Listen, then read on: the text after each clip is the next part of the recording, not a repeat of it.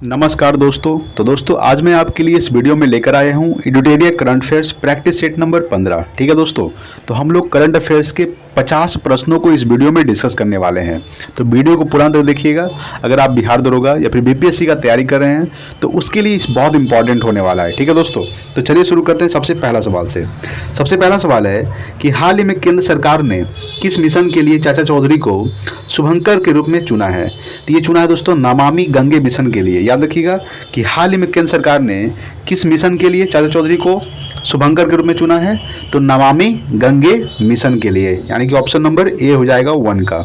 Next है कि हाल ही में 3 वर्षों के लिए पुनः किसे राष्ट्रीय महिला आयोग का अध्यक्ष नियुक्त किया गया है? तो 3 वर्षों के लिए चुना गया है रेखा शर्मा को। याद रखिएगा कि हाल ही में 3 वर्षों के लिए पुनः किसे राष्ट्रीय महिला आयोग का अध्यक्ष के रूप में नियुक्त किया गया है?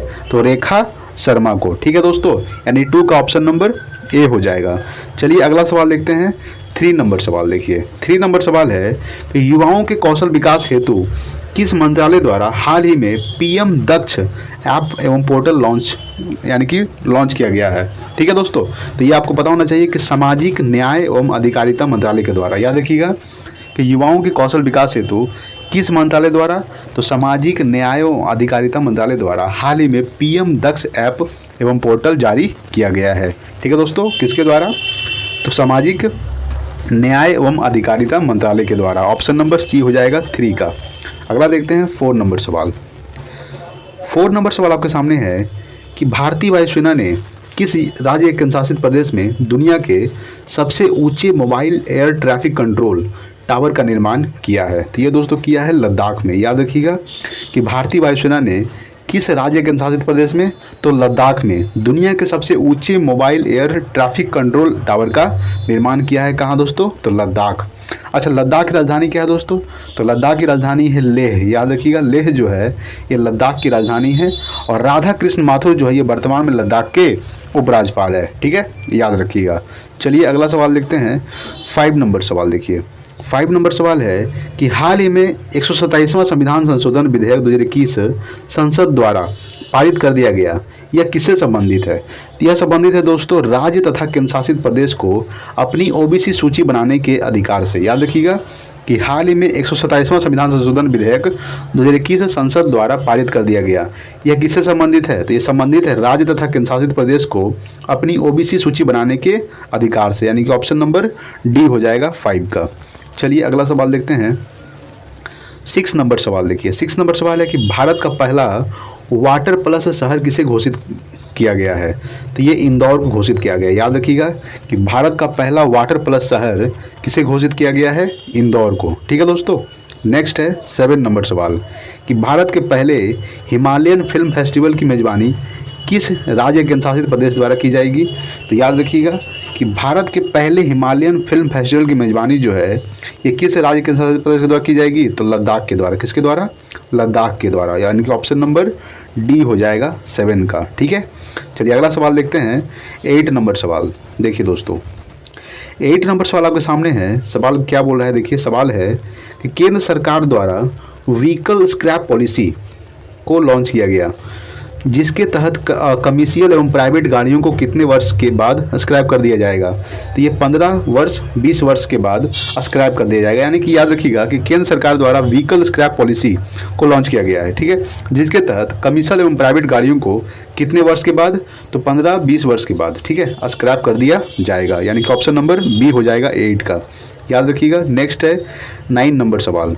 9 नंबर सवाल है कि हाल ही में भिंडावास वन्यजीव अभयारण्य एवं सुल्तानपुर राष्ट्रीय उद्यान को रामसर स्थलों की सूची में शामिल किया गया, यह किस राज्य में स्थित है? तो ये स्थित है दोस्तों हरियाणा में। याद रखिएगा कि हाल ही में भिंडावास वन्यजीव अभयारण्य एवं सुल्तानपुर राष्ट्रीय उद्यान को रामसर स्थलों की सूची में शामिल किया गया है, ये किस राज्य में स्थित है? तो ये हरियाणा में स्थित है। ठीक है, चलिए नेक्स्ट देखते हैं अगला 10 नंबर सवाल। 10 नंबर सवाल है कि हाल ही में प्रकाशित पुस्तकों में कौन सुमेलित नहीं है?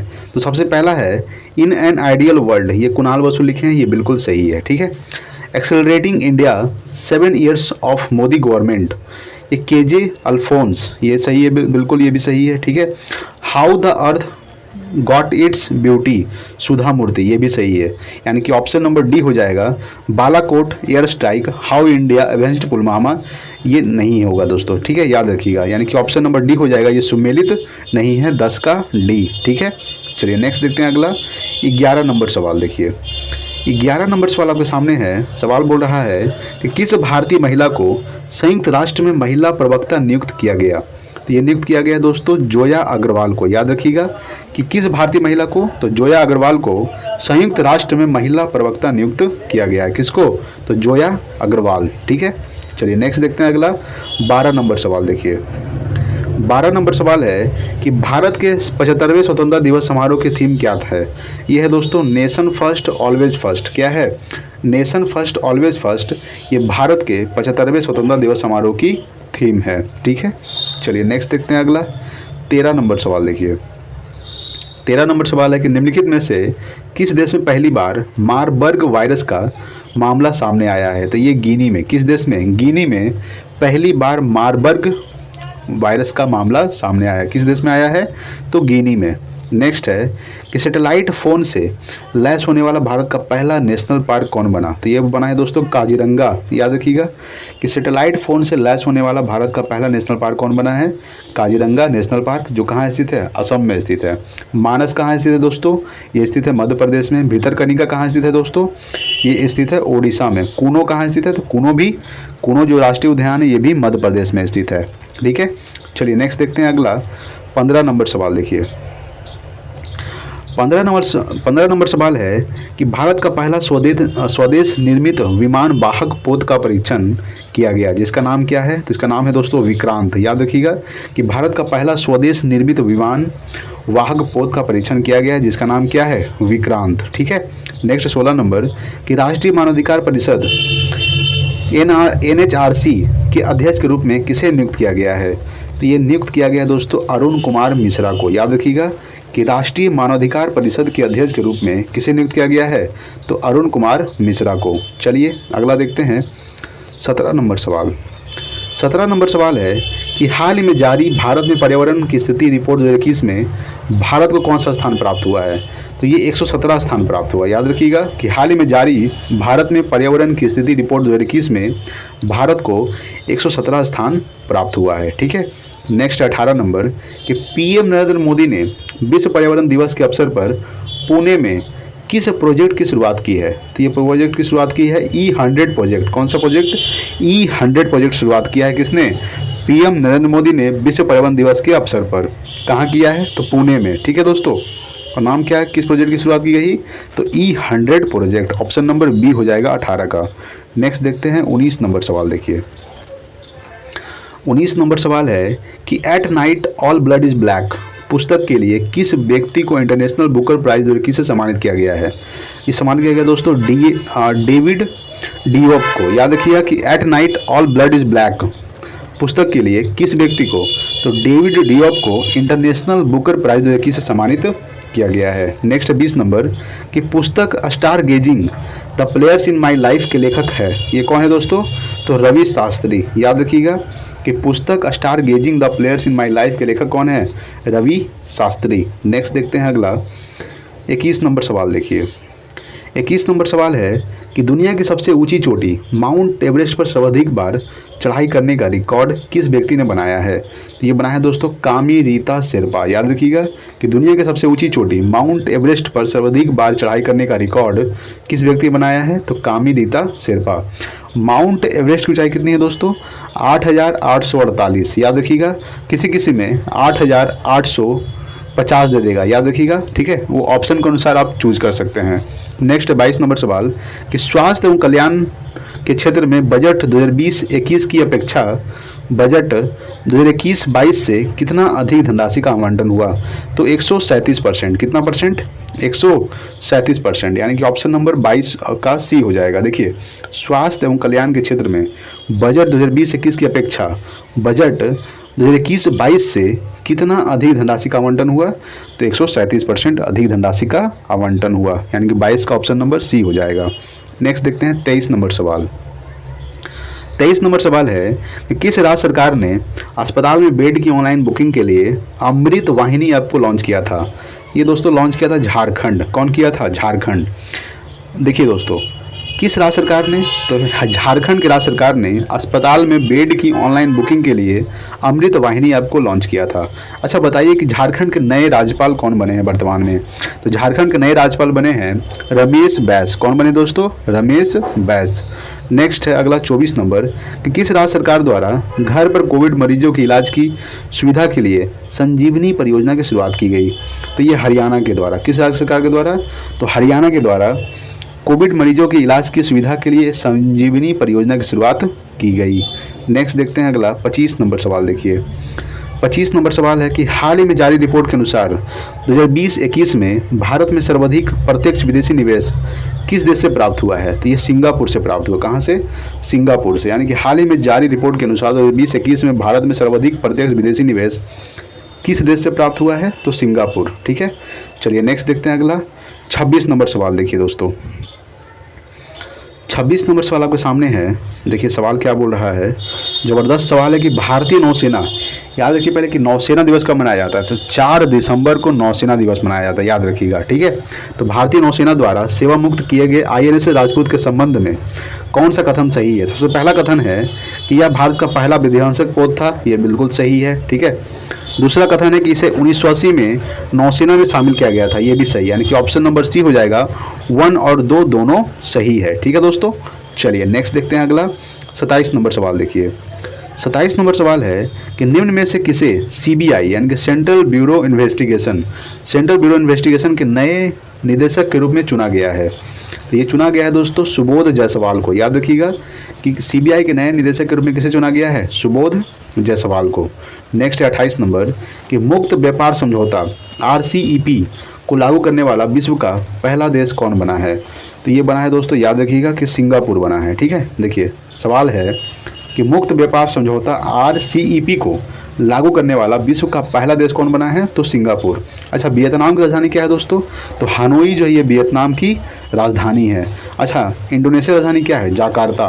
और जाकार्ता में ही आसियान का मुख्यालय स्थित है। और आसियान में टोटल कितने देश आते हैं? 10 देश आते हैं। और आसियान का जो स्थापना हुआ था 1967 को हुआ था, याद रखिएगा। ठीक है, अच्छा मलेशिया की राजधानी क्या है? तो कोलालमपुर जो है ये मलेशिया की राजधानी है। ठीक है, चलिए नेक्स्ट देखते हैं अगला 29 नंबर सवाल। देखिए 29 नंबर सवाल है कि भारतीय मूल की किस महिला को अमेरिका के एसोसिएट अटॉर्नी जनरल के रूप में चुना गया है? ये चुना गया है दोस्तों वनीति गुप्ता को। ठीक है, वनीता गुप्ता को। यानी कि भारतीय मूल की किस महिला को? तो वनीता गुप्ता को अमेरिका की एसोसिएट अटॉर्नी जनरल के रूप में चुना गया है। किनको? तो वनीता गुप्ता को, याद रखिएगा। नेक्स्ट 30 नंबर सवाल कि भारतीय रेलवे द्वारा पहली ऑक्सीजन एक्सप्रेस कहाँ से कहाँ तक चलाई गई? तो ये मुंबई से विशाखापट्टनम के बीच चलाई गई। याद रखिएगा कि भारतीय रेलवे द्वारा पहली ऑक्सीजन एक्सप्रेस कहाँ से कहाँ तक चलाई गई है? तो मुंबई से विशाखापट्टनम के बीच। नेक्स्ट देखते हैं अगला 31 नंबर 31 नंबर सवाल। 31 नंबर सवाल है कि 22 अप्रैल 2021 को मनाए गए पृथ्वी दिवस का थीम क्या था? तो ये था दोस्तों रीअस्टोर आवर अर्थ। क्या है? Restore our Earth. यानी कि 22 अप्रैल को क्या मनाया जाता है? तो 22 अप्रैल को पृथ्वी दिवस मनाया जाता है। याद रखिएगा क्या मनाया जाता है? पृथ्वी दिवस 22 अप्रैल को मनाया जाता है। तो 22 अप्रैल 2021 को मनाए गए पृथ्वी दिवस का थीम क्या था? रीअस्टोर आवर अर्थ। ठीक है, चलिए नेक्स्ट देखते हैं अगला 32 नंबर सवाल।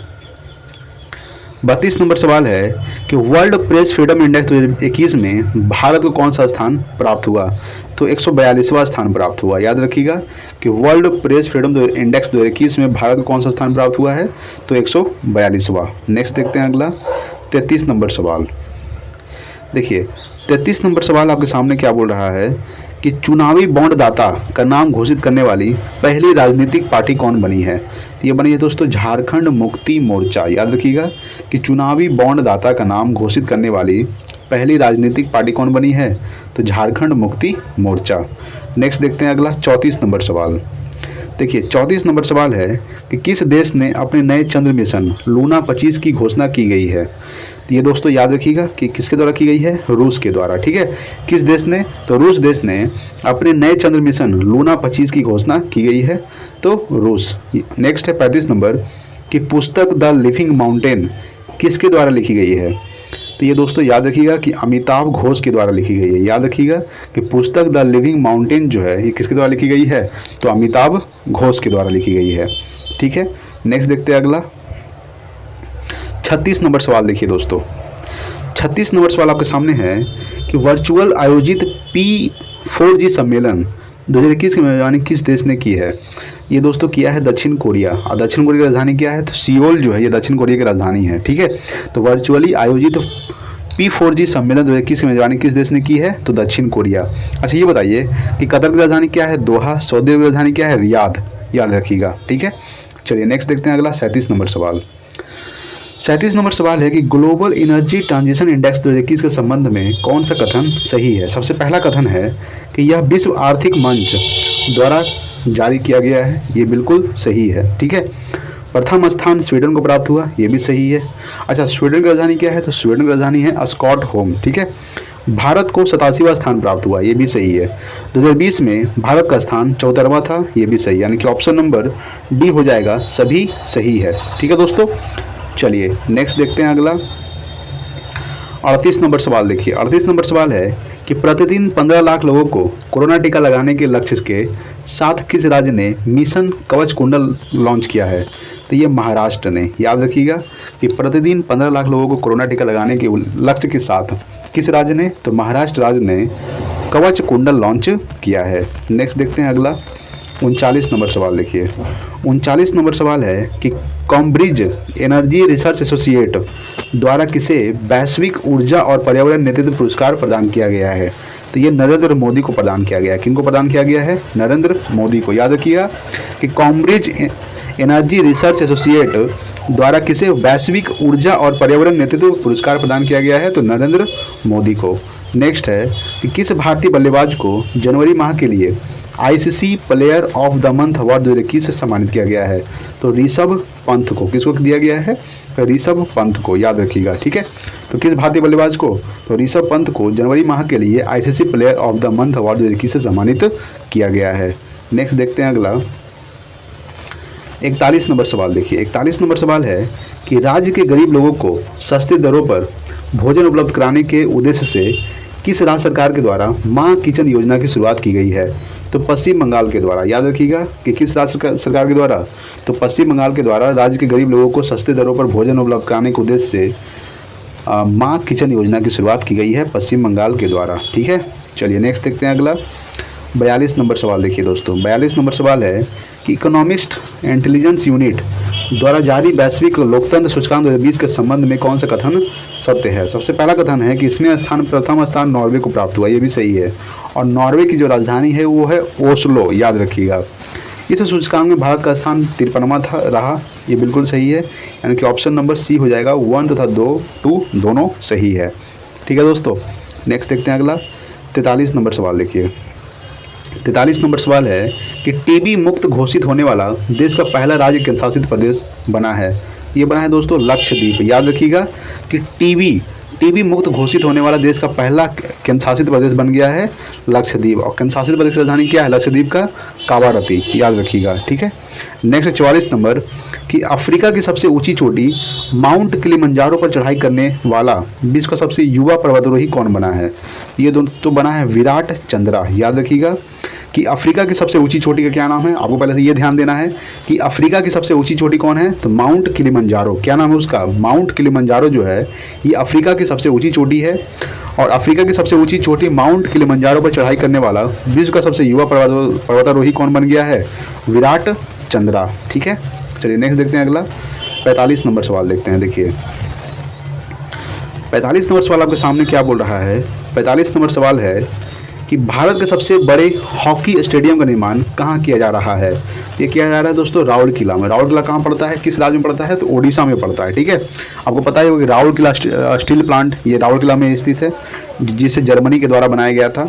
तो भारत के सबसे बड़े हॉकी स्टेडियम का निर्माण कहाँ किया जा रहा है, तो राउरकेला में किया जा रहा है, जिसका नाम क्या है, तो बिरसा मुंडा स्टेडियम नाम है। क्या नाम है, बिरसा मुंडा स्टेडियम।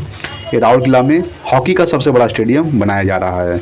किस राज्य में है, तो ओडिशा में है। ठीक है, चलिए नेक्स्ट देखते हैं अगला 46 नंबर सवाल कि भारत का पहला खिलौना विनिर्माण क्लस्टर किस राज्य में खोले जाने की घोषणा की गई है, तो ये कर्नाटक में खोले जाने की घोषणा की गई है। याद रखिएगा कि भारत का पहला खिलौना विनिर्माण क्लस्टर किस राज्य में, तो कर्नाटक में खोले जाने की घोषणा की गई है। अच्छा, कर्नाटक के नए मुख्यमंत्री कौन बने हैं, तो आपको पता होना चाहिए। देखिए कर्नाटक के नए मुख्यमंत्री बने हैं बसवराज बोम्मई, ये कर्नाटक के नए मुख्यमंत्री बने हैं। ठीक है, चलिए नेक्स्ट देखते हैं अगला है 47 नंबर सवाल। देखिए 47 नंबर सवाल है कि किस राज्य सरकार द्वारा कीवी मिशन योजना की शुरुआत की गई है। तो ये उत्तराखंड राज्य सरकार के द्वारा, याद रखिएगा कि उत्तराखंड की राज्य सरकार के द्वारा कीवी मिशन योजना की शुरुआत की गई है। ठीक है, अच्छा उत्तराखंड के नए मुख्यमंत्री कौन बने हैं, तो पुष्कर सिंह धामी जो है ये उत्तराखंड के नए मुख्यमंत्री बने हैं। ठीक है, नेक्स्ट 48 नंबर कि बजट 2021-22 के तहत 3 साल में कितने मेगा टेक्सटाइल पार्क बनाने की योजना है, तो 7। कितना टेक्सटाइल, तो 7 मेगा टेक्सटाइल पार्क बनाने की योजना है। बजट 2021-22 के तहत 3 साल में, कितने साल में, 3 साल में कितने मेगा टेक्सटाइल, तो 7 मेगा टेक्सटाइल पार्क बनाने की योजना है, याद रखिएगा। नेक्स्ट देखते हैं 49 नंबर सवाल। देखिए 49 नंबर सवाल है दोस्तों कि कितने वर्ष से अधिक उम्र के व्यक्ति को बजट 2021-22 में ITR यानी कि इनकम टैक्स रिटर्न दाखिल करने में छूट दी गई है, तो 75 वर्ष। कितने वर्ष से अधिक, तो 75 वर्ष से अधिक उम्र के व्यक्ति को बजट 2021-22 में इनकम टैक्स रिटर्न दाखिल करने में छूट दी गई है, यानी कि ऑप्शन नंबर सी हो जाएगा 49 का। और आज का लास्ट सवाल 50 नंबर सवाल। देखिए 50 नंबर सवाल है कि बजट 2021-22 में किस ऊर्जा मिशन को शुरू करने की योजना है, तो यह है दोस्तों हाइड्रोजन ऊर्जा मिशन। याद रखिएगा कि बजट 2021-22 में किस ऊर्जा मिशन को, तो हाइड्रोजन ऊर्जा मिशन को शुरू करने की योजना है। ऑप्शन नंबर डी हो जाएगा 50 का। ठीक है दोस्तों, तो हमने अभी प्रैक्टिस सेट नंबर 15 कवर कर लिए हैं। टोटल कितना सवाल किए हैं, टोटल 50 सवाल कर चुके हैं। ठीक है दोस्तों, अगर वीडियो अच्छा लगा होगा प्लीज़ लाइक कीजिएगा, शेयर कीजिए अपने दोस्तों के पास। अगर चैनल पर नए हैं तो प्लीज़ सब्सक्राइब कीजिए। Thanks for watching. जय हिंद, वंदे मातरम।